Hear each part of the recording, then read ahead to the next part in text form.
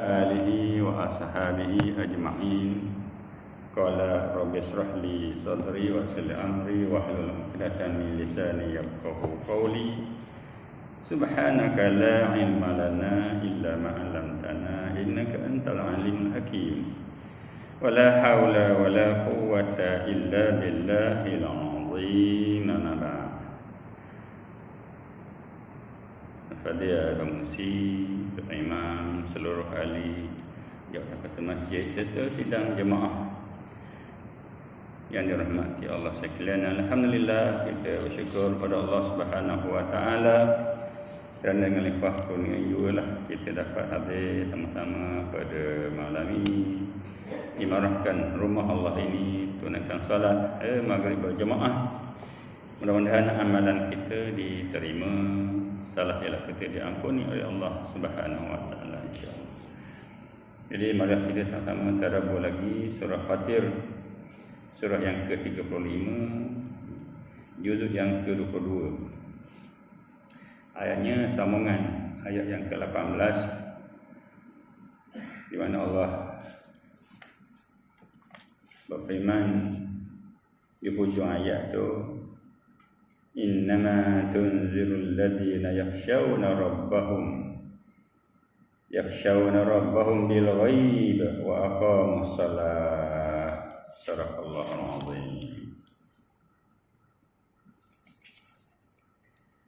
Hanya senya engkaulah yang memberi peringatan kepada orang-orang yang takut kepada Tuhan mereka mengenai azab yang tidak kelihatan dan orang-orang yang mendirikan sembahyang. Jadi ayat ini masih lagi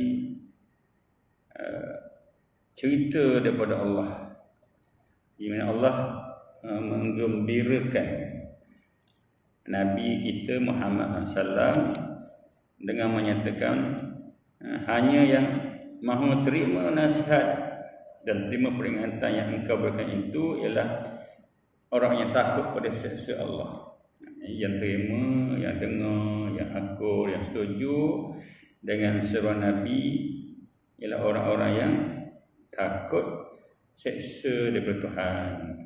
Mereka takut pada hari kiamat. Mana dia beriman di hari kiamat dengan dengan sepenuh hati. Walau mereka tidak melihat siksa itu, ialah kerana siksa ke nikmat ke pahala dan dosa itu semuanya benda ni tidak kelihatan. Itulah nama dia, benda-benda atau perkara yang ghaibiyat ataupun benda yang sam'iyah. Hanya percaya dan yakin sahaja apa yang Nabi khabarkan. Inilah yang antara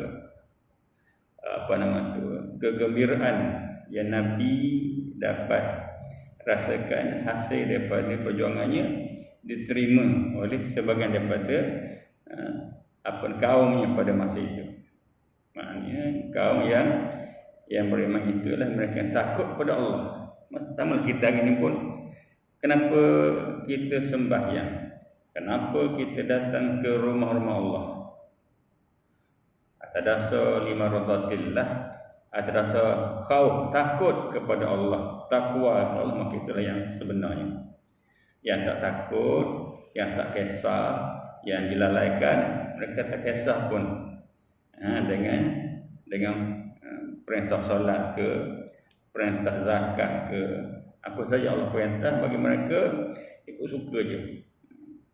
Mana ini antara manusia yang ada di atas muka bumi ini, ada yang beriman dan beramal, ada yang beriman sahaja tidak beramal, ada yang langsung tidak beriman dan tidak beramal. Jadi kita mudah-mudahan termasuk orang yang beriman dan beramal, kita takut kepada Allah. Inilah Allah kabarkan, innama tunzirul ladzina yakhshawna rabbahum bil ghaib wa aqamus salah. Hanya senya engkaulah yang memberi peringatan kepada orang-orang yang takut bertuhan mereka mengenai azab yang tidak kelihatan dan orang-orang yang mendirikan sembahyang. mereka lah yang akan mendapat faedah dari nasihat dan peringatan tersebut. Jadi orang yang sembahyang, orang yang takut Allah ni lah orang yang mendapat faedah daripada nasihat Nabi. Nabi hanya Rasul, Nabi hanya bagi peringatan saja. Yang beriman untuk, yang tak beriman rugi. Nabi tetap mendapat pujian, dapat anugerah daripada Allah. Sebab Nabi tunaikan tugas dia. Yang jadi masalah ialah mereka-mereka yang tidak beriman, yang tidak beramal. Inilah Allah ingatkan. Mereka lah yang akan mendapat faedah daripada nasihat dan peringatan tersebut. Jadi orang yang dengar nasihat Nabi, tunaikan arahan Nabi, akan dapat faedah dia. Dunia mendapat ketenangan, akhirat diupah dengan syurga. Inilah yang kita dapat tadabbur daripada ayat ini. Maknanya perkara ini akan berlaku sepanjang zaman. Siapa sahaja yang beriman, yang beramal dengan apa yang Nabi perintah, mereka akan dapat faedah, dapat untung. Tapi yang lain, mereka rugi, hina dan sentiasa dalam keadaan yang rugi. Dan juga yang mahu menerima nasihat dan peringatan itu ialah mereka yang telah tekun. Mereka yang tekun mengerjakan sembahyang fardu mengikut waktunya. Selain daripada dengan nasihat, takut kepada Allah, mereka tunaikan apa yang Allah perintah. Dalam ayat ini mereka mendirikan sembahyang, wa aqamus salah, mendirikan sembahyang mengikut waktu yang telah ditetapkan oleh Allah Subhanahu wa taala. Sembahyang fardu, di mana sembahyang ini ada waktu-waktunya yang tertentu yang mereka tunaikan ikut waktu yang telah ditetapkan oleh Allah Subhanahu wa taala. Kerana dengan sembahyang seseorang itu dapat bersihkan hati dan rohaninya. Solat ni dapat bersihkan hati kita, rohani kita. Di samping dapat menghampirkan diri kepada Allah, takarrub kepada Allah. Jadi banyak cara bagaimana nak takarrub kepada Allah. Ini tak lama lagi kita akan hadapi bulan haji. Tunaikan haji, kita melakukan korban. Ini antara amalan-amalan yang boleh menghampirkan diri kita kepada Allah. Bila kita hampir kepada Allah, dekat dengan Allah, kita insya-Allah akan sentiasa selamat daripada segala mihnah, segala ujian-ujian yang ada di atas muka bumi ini. Kita dibantu, ditolong oleh Allah, sehingga kita dapat meneruskan agenda takwa kita, agenda iman kita. Takarrub dekat dengan Allah. Allah Maha Kaya, Allah ada rahmat dia, Allah ada kasih dia, mana dengan adanya kita ni berhampir takarrub kepada Allah, kita jadi umat yang selamat, orang yang selamat, hamba yang selamat. Yang jauh tak selamat. Jauh ni maksudnya jauh daripada rahmat Allah, jauh daripada kasih sayang Allah, jauh daripada keampunan Allah. Kita nak jadi jauh, kita nak dekat.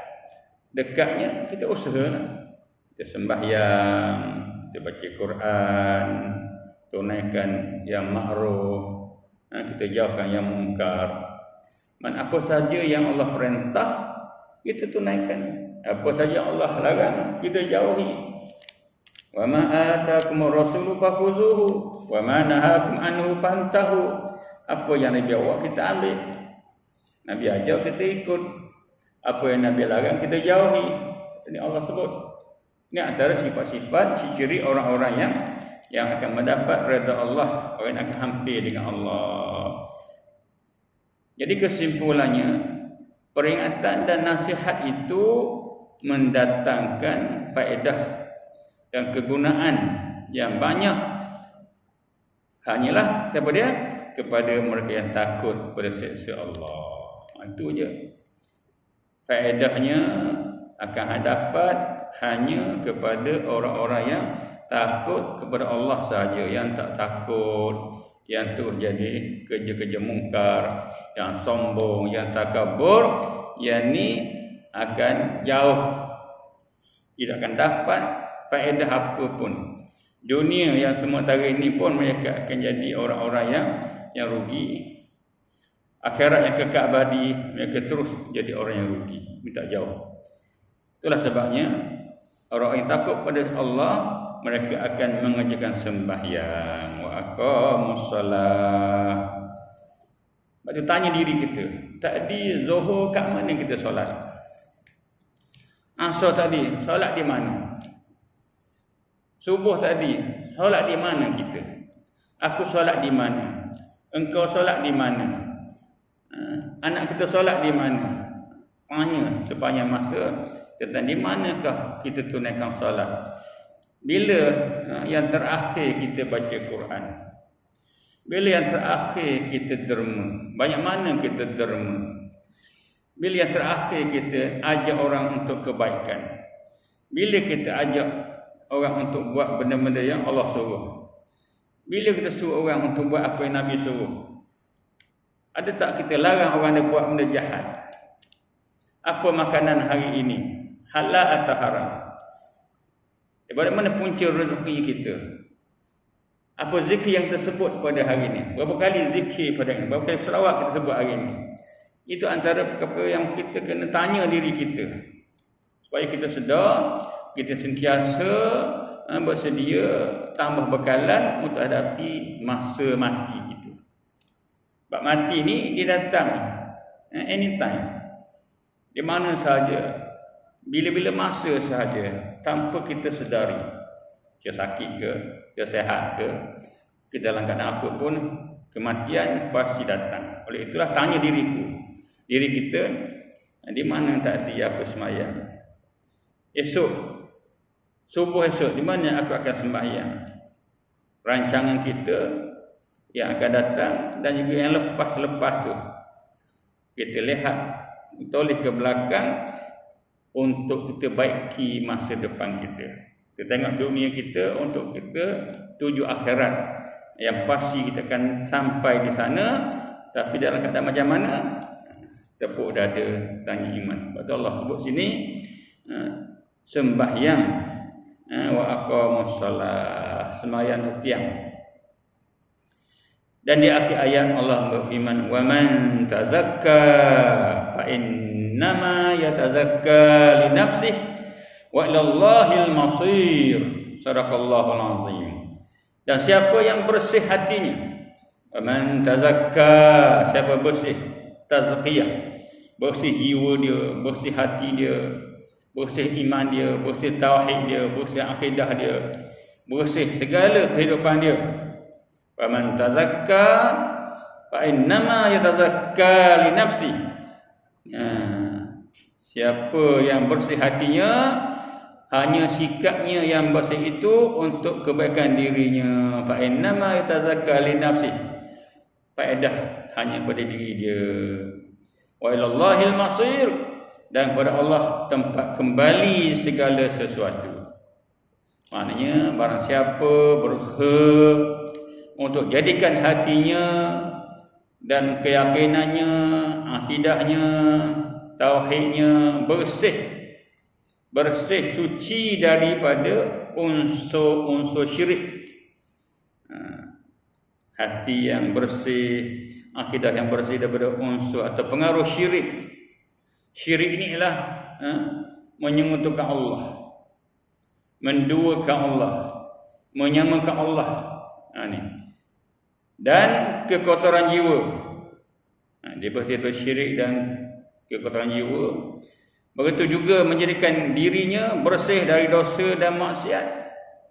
Selain daripada bersih dari segi kepercayaannya, tauhidnya, juga bersih daripada dosa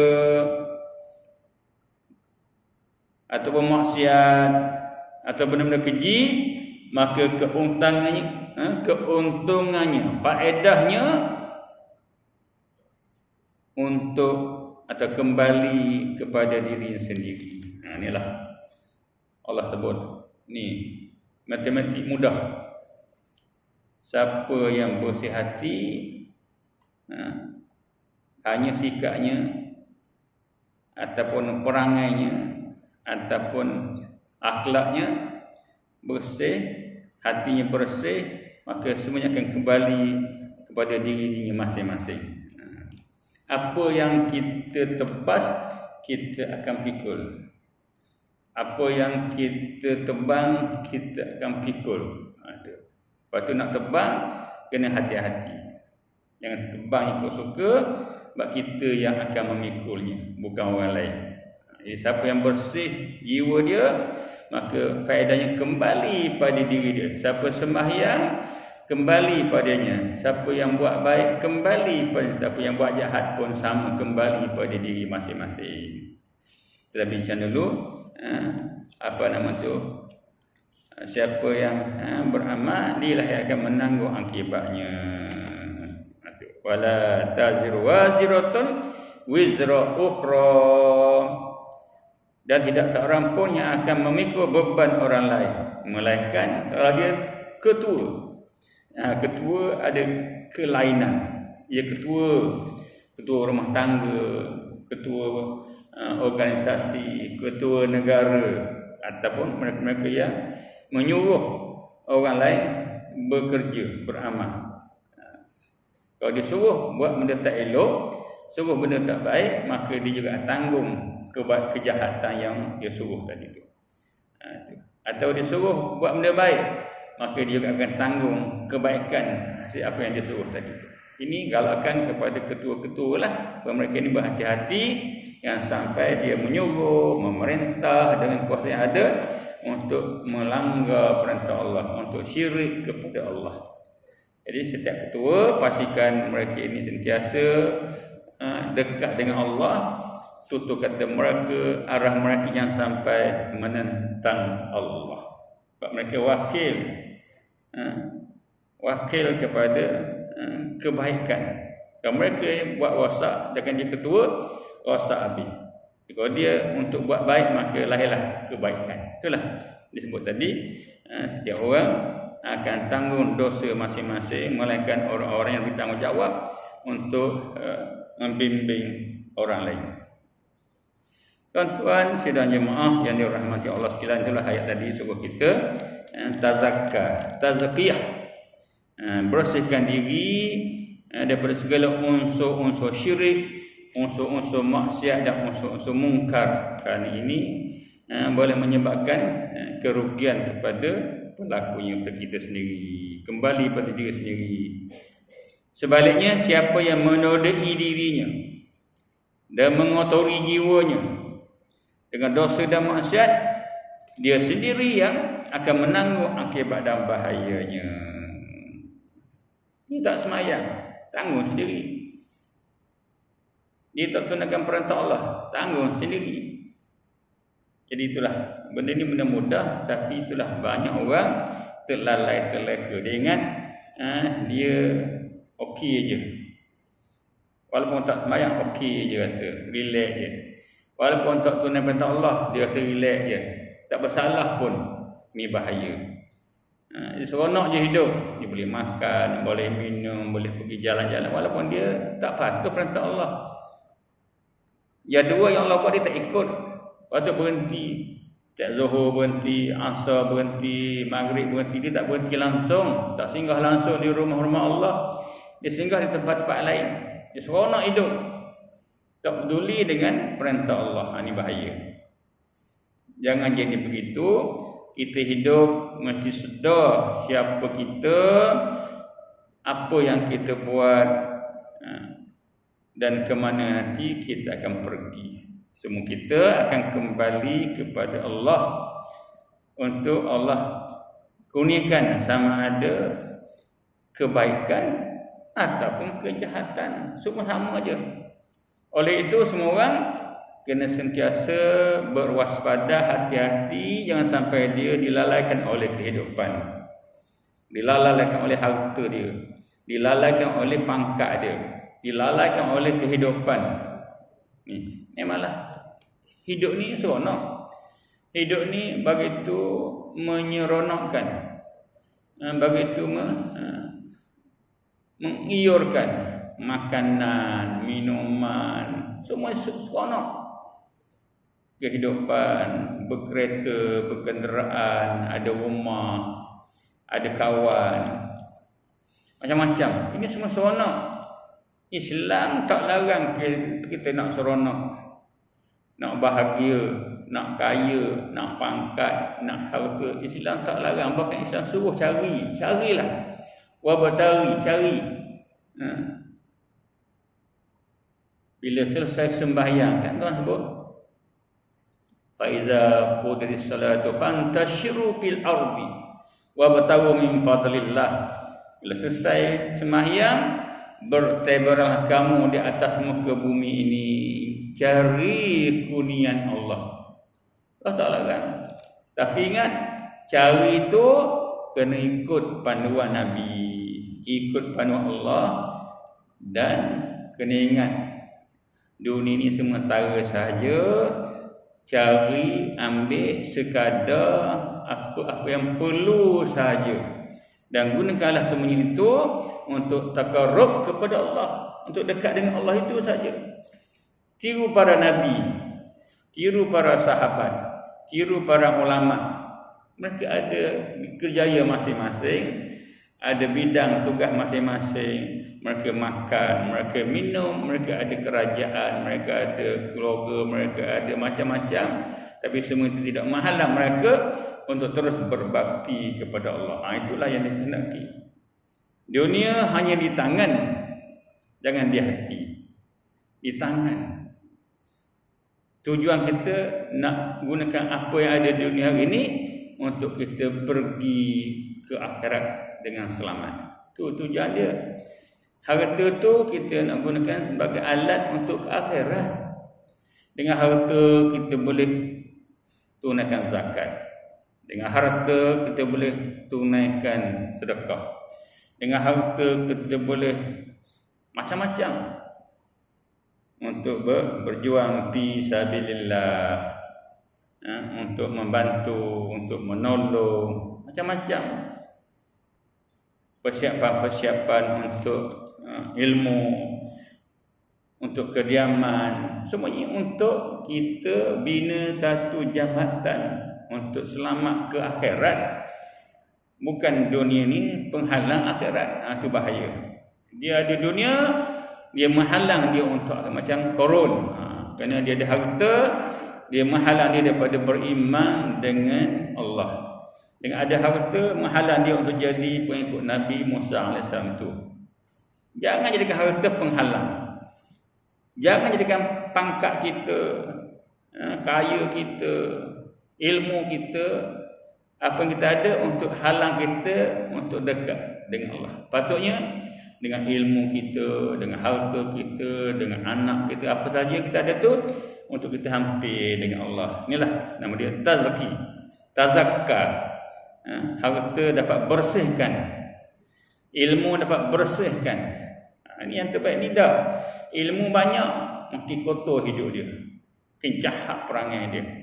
Harta banyak, makin kedekut dia, makin bermaharaja lela dia. Inilah antara ujian-ujian, rintangan-rintangan yang ada atas muka bumi ini. Yang berjaya jadi bersih, tazakka. Yang tak berjaya jadi kotor terus. Betul Allah sebut, wa man tazakka fa innama yatazakka li nafsi. Siapa yang bersih hatinya, maka faedah kepada diri dia sendiri, bukan orang lain. Kemudian kepada Allah jugalah akhirnya akan dikembalikan setiap orang dengan diberi pembalasan. Inna lillahi wa inna ilaihi raji'un. Kita daripada Allah, kembali kepada Allah. Kembali macam mana? Kembali dalam keadaan kita redha dengan Allah dan Allah redha dengan kita. Itu yang kita nak tu. Ya ayuhan nafsul mutmainnah, irji'i ila rabbiki radiyatan mardiyah fadkhuli fi ibadi wadkhuli jannati. Sadaqallah. Itulah yang kita nak. Allah panggil kita, wahai jiwa-jiwa yang tenang, irja'i ila rabbiki radiyatan, kembalilah kamu kepada Tuhan kamu dengan penuh keredaan. Jadilah hamba-hambaku, wadkhuli, masalah jadi hamba-Ku, wa dukhuli jannati, dan masalah ke syurga-Ku. Upah dia lahnya syurga.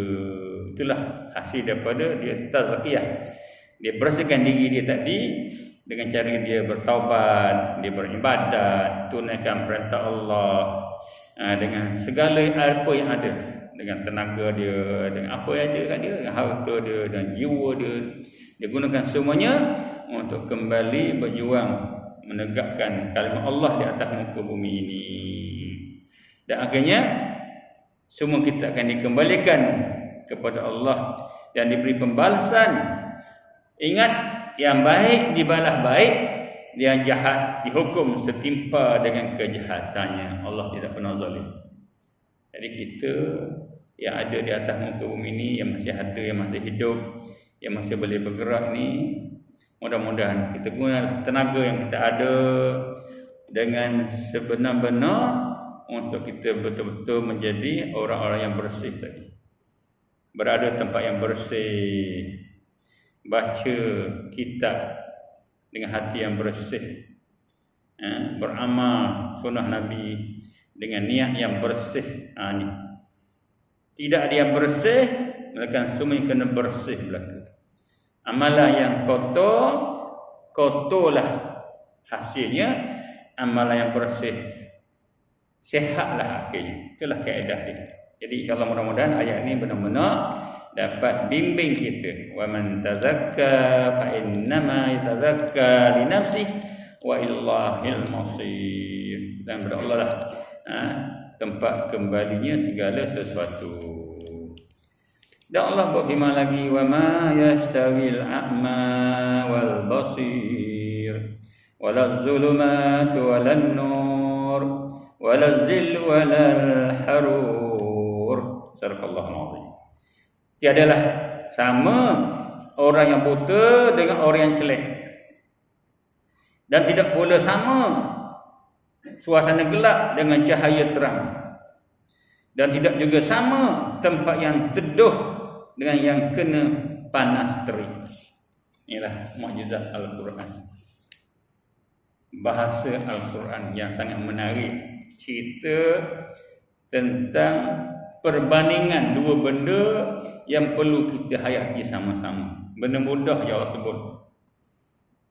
Ayat 19 hingga 21 ni.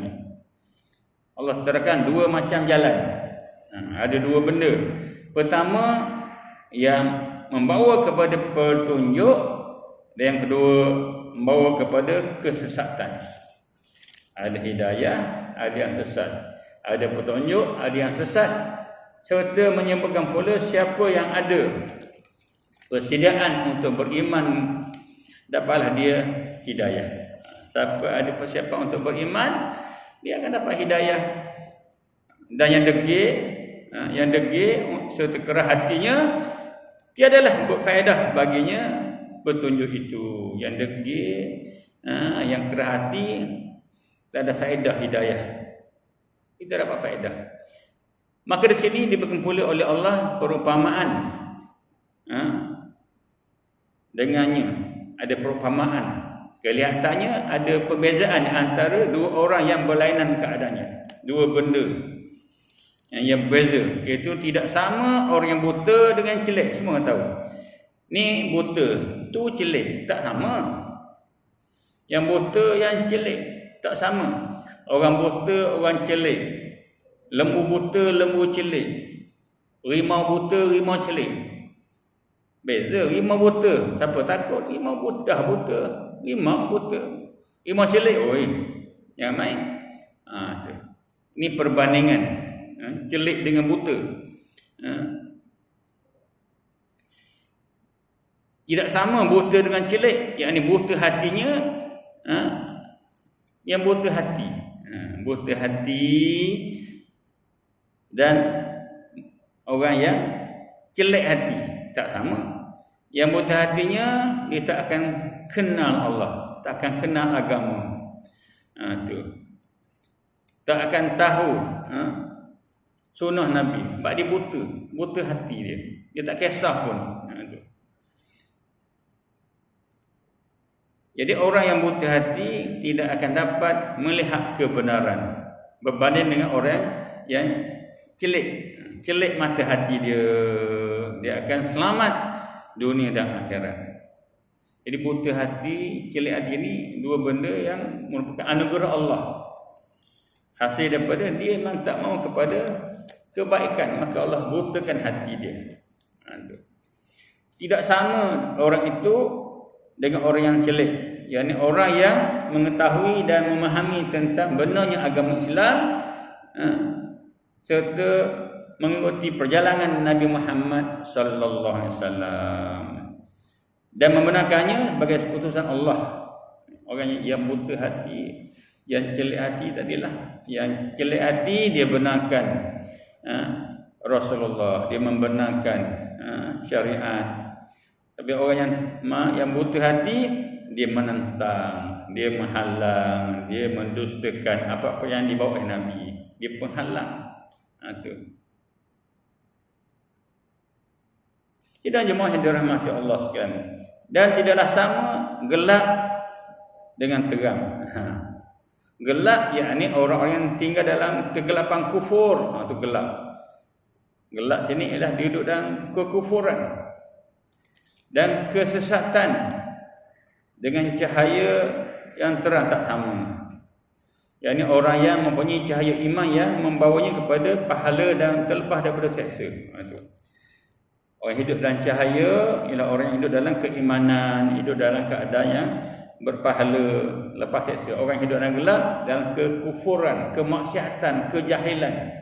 Ini Allah gunakan cerah tu makna iman, gelap makna kufur. Kita boleh bezalah. Jadi mohon kita yang masih hidup ni, masih sedar ni, kita perbaikilah, jangan hidup terus dalam gelap, dalam kufur, dalam syirik, dalam maksiat. Kita nak cahaya dah ada. Jadi kita hidup dalam keadaan beriman, beramal, tunaikan perintah Allah Subhanahu Wa Taala dengan apa yang kita ada tadilah. Bagi kita dah ada cahaya, dah ada hidayah, ikut saja. Cahaya iman yang bawa kepada pahala dan terlepas daripada seksa. Itulah cahaya kita selamat daripada seksa dan akan dapat pahala. Dan tidak sama tempat yang teduh.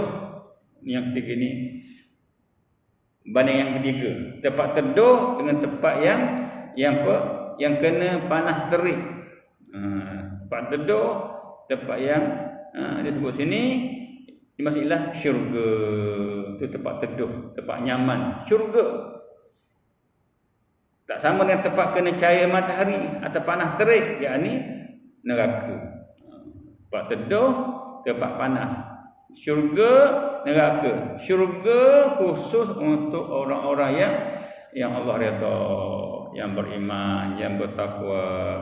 Yang Allah tak redha, yang kufur, yang khianat, neraka. Ini tiga macam perumpamaan, masing-masing dengan lawannya yang tidak sama. Maka disebutkan tadi untuk kita sedarlah, wa ma yastawil a'ma wal basir. Tak sama dengan buta atau orang buta dan orang celik. Wala zulmat wala nur, dan tidak pula sama gelap dengan terang. Wala zillu walal harur, dan tidak sama tempat yang teduh dengan tempat yang kena panas terik. Jadi orang yang buta itu orang yang sesat, tak tahu agama, tak tahu hukum hakam, tak nak mengaji, tak nak belajar. Ni orang buta. Buta mata hati. Walaupun mata dia celik, tapi hati dia buta. Walaupun dia rupa macam orang, perangai dia jadi macam monyet, akhlak dia macam binatang. Inilah orang-orang yang Allah kata wa yastawi tadi. Tak sama orang yang akmah, yang buta, dengan orang yang al-basir. Basir orang celik, orang yang ada akal, orang yang ada iman, orang yang gunakan segala-galanya untuk mereka ini menjadi hamba dan juga khalifah Allah di atas muka bumi ni. Tiga perbandingan. Orang celik dengan orang buta, orang gelap, duduk dalam gelap dengan orang duduk dalam cahaya, dan orang yang tempat teduh dan juga tempat yang kena panas terik. Jadi tiga perkara ni untuk kita renung sama. Di mana aku sekarang? Aku berada di mana? Aku buta ke aku celik? Aku dalam keadaan yang gelap ke terang, aku dalam keadaan yang akan teduh ataupun akan kena panas terik. Kalau kita dapat renung, fikir, kaji, muhasabah diri kita masing-masing, muhasabah keluarga kita masing-masing, muhasabah tempat kita, negeri kita, negara kita, insya-Allah kita jadi orang yang beruntung. Orang yang sentiasa sedar dan akan sentiasa dapat baiki diri kita, jangan sampai kita jauh tersesat, jangan susah kita nak kembali ke pangkal jalan. Inilah Al-Quran sentiasa mengetuk pintu hati kita. Baca kita baca Quran, bacalah dengan tadabbur, dengan penuh pengertian, dengan penuh usaha untuk kita memahami di sebalik setiap kalimah yang kita baca tadi itu. Tuan-tuan sidang jemaah yang dirahmati Allah sekalian. Jadi ayat ini sangat penting, berterusan kita baca, kita menghayati dan kita beramal dengannya. Jangan sampai kita hari ini sibuk dengan sedikit kehidupan dunia yang sementara ini, kita tertipu, kita terpedaya dengan bisikan, ajakan syaitan, dengan nafsu kita, dengan syaitan yang mengajaknya, menggodanya, dengan manusia yang macam-macam ni menyebabkan kita terlalai. Maka marilah kita sedar sekejap. Bersedar sekejap, kita terus dapat perbaiki dan kita kekalkanlah dengan kesedaran itu untuk kita ubah haluan kita. Yakinlah kita ada harapan untuk jadi orang yang terbaik sekiranya kita cuba dengan usaha sungguh-sungguh minta doa dengan Allah untuk kita jadi orang yang baik. Baik atau buruk tu kitalah orang yang menentukannya. Kita diberi kuasa, ikhtiar. Allah tidak akan ubah nasib tu kaum, melainkan kau tu sendiri yang akan ubah nasib mereka. Allah akan sentiasa memberi kita ni apa nama tu, usaha, daya usaha kita. Kita berusaha, kita ada ikhtiar, kitalah yang kena perbaiki diri kita. Jangan salahkan bertakdir. Wa ma yastawil ahya'u walal amwat. Innallaha yusmi'u man yasha' wa ma anta bimusmi'in man fil qubur. Sadaqallahul azim. Inilah tuan-tuan ayat yang sentiasa mengajak kita. Dan tidak sama orang-orang yang hidup dengan orang yang mati. Wa ma yastawil ahya'u walal amwat. Tak sama. Allah sebut innallaha yusmi'u man yasha'. Sesungguhnya Allah memberikan pendengaran kepada siapa yang dia kehendakinya. Wa ma anta bimusmi'in man fil qubur. Wa ma anta bimusmi'in man fil qubur. Dan engkau tidak berdaya menjadikan orang yang di dalam kubur itu dapat mendengar. Ini ayat yang ke-22 surah Fatir. Wa ma yastawil ahya'u walal amwat. Dan tidak sama orang-orang yang hidup dengan orang yang mati. Maksudnya orang yang hidup di sini ialah hatinya hidup, hati. Kerana dia ada iman, hatinya ada iman. Percaya kepada Allah, percaya kepada Rasul, serta memahami pula akan kitab, faham kitab, baca kitab. Itu Al-Quran. Itulah orang yang hidup disebut sini. Tentu tidak sama dengan orang yang mati. Yakni orang yang mati hatinya kerana disebut oleh perasaan syirik, kufur, engkar, serta tidak memikirkan tentang adanya Allah sebagai Tuhan yang berkuasa memerintah dan menegah. Jadi mati dan hidup ni ada apa, dua benda yang berbeza. Hidup yang beriman, yang percaya, yang baca Quran, yang yakin dengan Al-Quran. Yang mati ni hati yang telah diliput oleh perasaan syirik, kufur. Hidup tapi hati dia mati, syirik, kufur. Hidup dalam keadaan maksiat. Dia tak tahu, tak yakin dengan kuasa Allah. Maka kedua orang yang hidup dan mati, hati itu tidaklah sama, tak sama. Hidup hati dengan mati hati tak sama. Walaupun dia hidup, tapi hati tak sama. Kerana yang mati hatinya tidak dapat membezakan. Hati dah mati, tak boleh beza. Mana hidayah, mana sesat. Segala perumpamaan yang dibuat oleh Allah sini adalah gambaran bagi orang yang mukmin. Jadi Allah buat gambaran untuk kita lah berfikir, renung sejenak. Lantaran ada imannya, dan bagi orang yang kafir disebabkan keingkarannya. Ia beriman akan dapat panduan, dapat hidayah. Yang kafir akan terus hidup dalam keadaan keingkaran dalam maksiat. Betul Allah sebut dalam ayat yang lain, awaman kana maita fahyainahu waja'alna lahu nura yamshi bihi bin nasi kaman masaluhu bizulumat laisa bikharijin minha.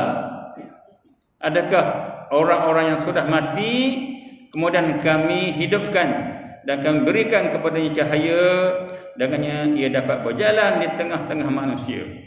Sama ke dengan orang yang dapat kegelapan, gelap gelita yang tak dapat keluar daripada situ? Allah tanya, sama ke orang yang sudah mati kemudian dihidupkan, kemudian kami bagi cahaya dan dia berjalan di tengah manusia, dengan orang yang gelap tak dapat keluar dari situ? Jadi mudah-mudahan kita sentiasa berada dalam cahaya, dalam keimanan, dalam hidayah Allah, bukan dalam keadaan sesat, dalam keadaan maksiat, syirik dan kufur kepada Allah Subhanahu wa taala. Itulah ayat-ayat Allah sentiasa bimbing orang yang beriman untuk terus kekal dalam keadaan yang mendapat hidayah Allah. Masalul fariqaini kal a'ma wal asam wal basiri was sam'i hal yastawiyani mathala. Diumpamakan kedua golongan ini adalah seperti orang buta dan pekak dengan orang yang dapat melihat dan dapat mendengar. Adakah keduanya sama? Sama ke orang pekak dengan orang yang dapat mendengar? Jadi semua ini memberi kita suatu pemikiran untuk kita buat perbandingan dan kita bersama-sama dengan kebenaran dan yang hak tadi. InsyaAllah mudah-mudahan kita tergolong di kalangan orang yang mendapat hidayah, panduan dan selamat dunia serta akhirat insya-Allah. Ya, wallahu a'lam. Aqulu qawli hadza wa astaghfirullahal azim li wa lakum.